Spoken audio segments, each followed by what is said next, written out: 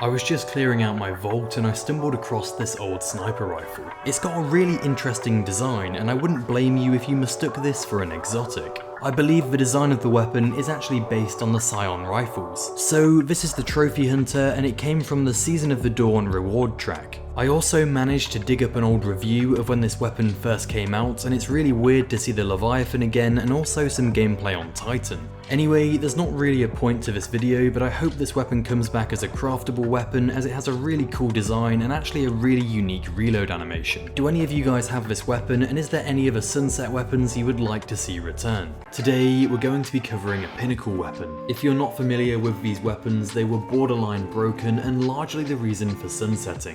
The Recluse was an absolute monster no matter where you took it, PvP, PvE, it was just such a great weapon. The unique perk Master of Arms allowed kills with any weapon to increase this weapon's damage. I don't think it's too much of a push to say this was one of my favourite legendaries ever added to the game. If any of you guys remember the Mountaintop, I used to love running this weapon with that too. During the Curse of Osiris expansion, there was 11 different prophecy weapons that you could forge. So these weapons are still in the game and actually have some really cool designs. When we get another Vex themed season, I would love to see these weapons come back as craftable weapons. Also worth noting, if you got all 11 of these weapons, you would have got the Sagira Ghost Shell. I've received a lot of comments on the previous video regarding this Dawn weapon. I can see why. 2 years ago this probably was one of the best auto rifles to be using. The Steel Feather Repeater shared a resemblance with a lot of the other Dawn weapons. What made this weapon so good in its time was its perks, my personal favourite being Feeding Frenzy and Multi-Kill Clip. Looking back, Season of the Dawn had some really cool cosmetics. For example, this pigeon emote, the universal ornaments, then we've got a ghost shell and also this finisher. If you want me to cover any other weapons, subscribe to the channel and I'll get some videos out. Here we are again, talking about what is arguably one of the strongest Destiny 2 PvP hand cannons to ever be added to the game. The spare rations would drop from Gambit Prime and also the Reckoning activity. I can't stress how strong this weapon was, it had fantastic stats and a great perk pool. I remember grinding this weapon for hours and hours to eventually set on a rapid hit and rangefinder roll. I did manage to find some old gameplay from one of my first ever YouTube videos. It's cool to see the Reckoning activity, and looking back this is very similar to the Dares of Eternity. Okay, this one is for you. After 19 days of asking, I'm finally going to cover this ridiculous weapon. The Stubborn Oak is a common Red War shotgun that literally has one perk. So you'd think this weapon would be awful. Well, that's actually where you might be wrong, as this weapon actually has 4.5 stars on light.gg. After this shocking discovery, I had to take this weapon into the Crucible, and as it turns out, it's not actually too bad. If you're still not convinced, I've got some reviews of the weapon. This weapon was part of the original Red War campaign, and I'm not even sure if you can get it anymore. Today, we're talking about a ridiculously powerful scout rifle from Season of the Undying.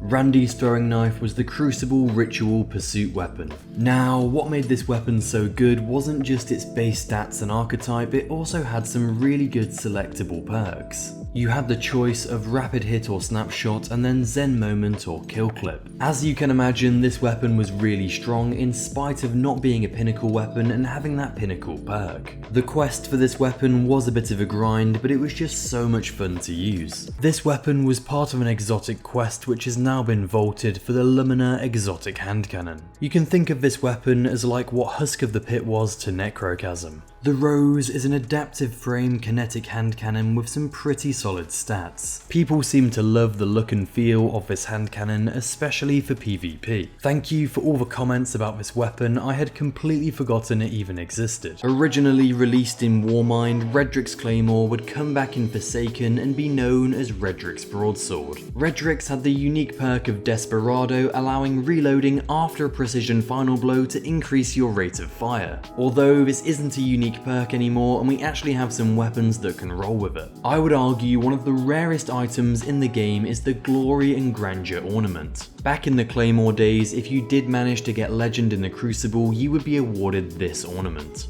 Unfortunately, I don't have it, but here's a picture for those who are interested. Today, we're talking about another highly requested weapon. Although, originally, this weapon isn't actually from Season of the Dawn. The Perfect Paradox was introduced all the way back in Curse of Osiris. It then came back as a Dawn weapon with random rolls. It would be cool if we got this weapon back as craftable, but I would love to see it get the Ace of Spades treatment and become exotic. Anyway, this has been a few seconds of sunset weapons. Let me know what you want me to cover in the next episode. Today, I'm talking about a heavily requested Vanguard pulse rifle. The Nightshade came out in Red War and then returned in Black Armory. When we didn't have random rolls, this weapon was a go-to as it actually had kill clip during Red War. Nightshade was also really good in PvP, just one of those weapons that has really good game feel. This weapon would then get even better in Black Armory as it came back with random rolls. I can see this coming back as a Nightfall weapon sometime soon. Today I wanted to cover some Trials of the 9 weapons that didn't return with the Prophecy Dungeon. What you're seeing here is the Prosecutor Auto Rifle and the Purpose Scout Rifle. These were some of my favourite weapons from the old version of Trials. The 9 weapons are really unique and I think they would be very good as craftable weapons. If that was done by further updating the Prophecy loot pool or just putting these remaining weapons in Dares of Eternity.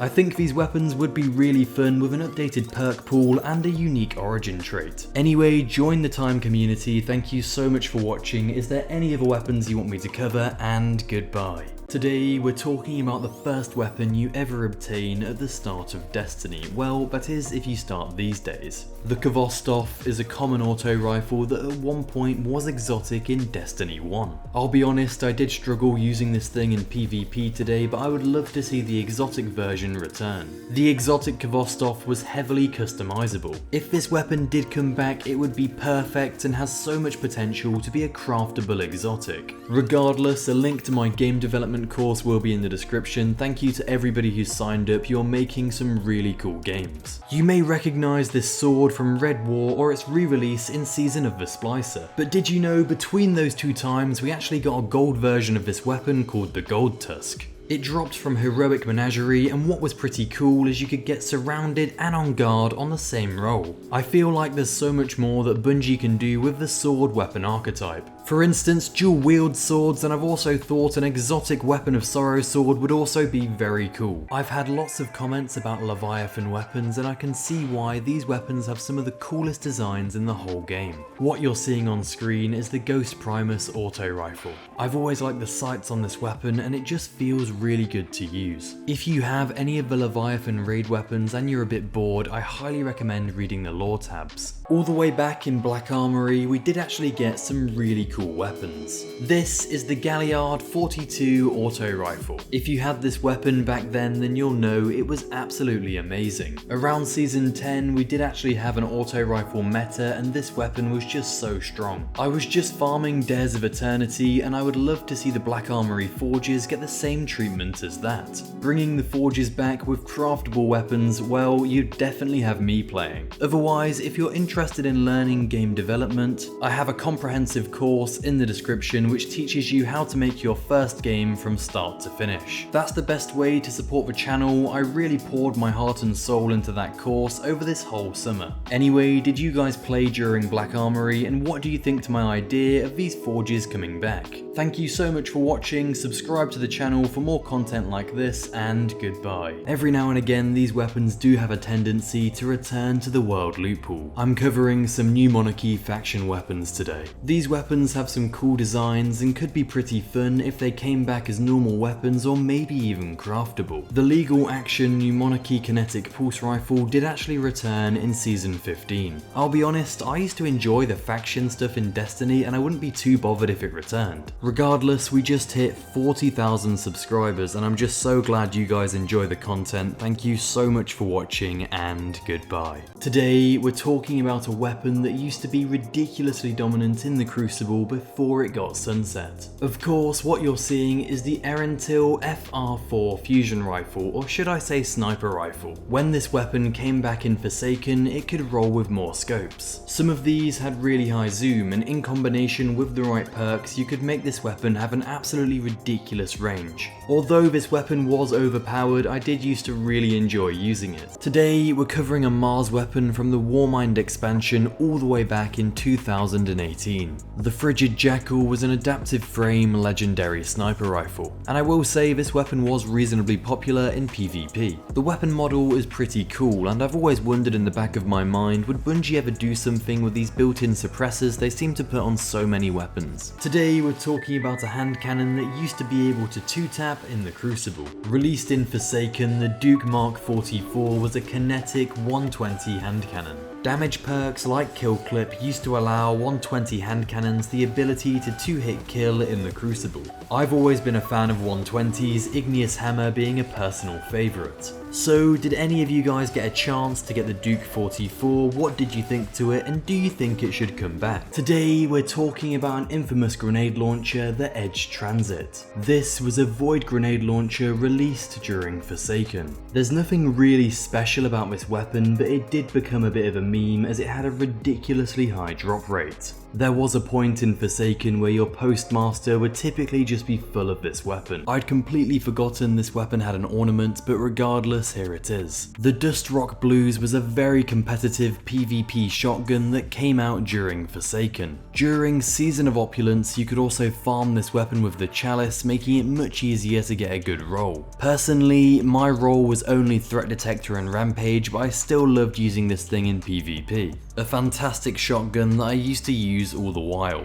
I'm covering some dead orbit weapons today, and I will eventually get round to future War Cult. Someone commented a pretty cool idea where if these weapons did come back, they should have their faction icons scratched out and also get a unique origin trait. That would be a good way of bringing them back to the world loot pool while also keeping them relatively lore relevant. With these weapons, I really liked the darker colour scheme, and I also liked the wood that was integrated into the model. A standout for me was the shotgun. It reminded me a lot of the Hawthorne shotgun from Red War. For the OGs on the channel, which faction did you used to support? Personally, I've always been New Monarchy, and I don't want to flex too hard, but I did have the exotic class item. I've had the same person leaving me messages on every single one of these episodes specifically requesting one weapon. So this video's for you. We're covering the Does Not Compute Scout Rifle. This scout rifle came out in Red War and then returned in Black Armory. Overall, a pretty mediocre weapon that I wouldn't have made a video on, but I hope you enjoy this one, mate. Thank you so much for watching, and goodbye. Today I'm covering some of the original Breakneck weapons from Mars. The Scout Rifle and Fusion Rifle came from rank up packages, but the Breakneck Osprey rocket launcher came from the Strange Terrain Nightfall Strike. As you can see, all of these weapons have a pretty similar design, and the Scout Rifle actually has a pretty unique scope. As for these weapons coming back, the auto rifle known as the Breakneck Winterwolf has already came back as the Breakneck Werewolf. This version of the weapon is part of Festival of the Lost, and it should return in a couple days time. I've had a lot of people ask me to cover Forsaken weapons, so today we're going to be covering the no turning back precision bow. Originally, during the Forsaken campaign, you were actually rewarded this from the Spider. Something that surprised me was this weapon actually has 2 ornaments, which is more than some exotics. I always think of bows as a reasonably new weapon archetype, so when I found out this was Sunset, I was pretty surprised. Overall, a fun weapon that could be quite strong if it came back. Today, I wanted to talk about the pinnacle perk, Onslaught. But to do that, we need to talk about the Breakneck Gambit auto rifle. This is a very cool 450 precision frame that launched all the way back in Black Armory. This weapon had Rampage and then another perk which would further buff Rampage. Onslaught would increase the rate of fire of the weapon as you stacked Rampage. In today's gameplay, I think this has been nerfed, but you can still see how strong this combo is. Anyway guys, do you think the Breakneck or Onslaught will come back to Destiny 2?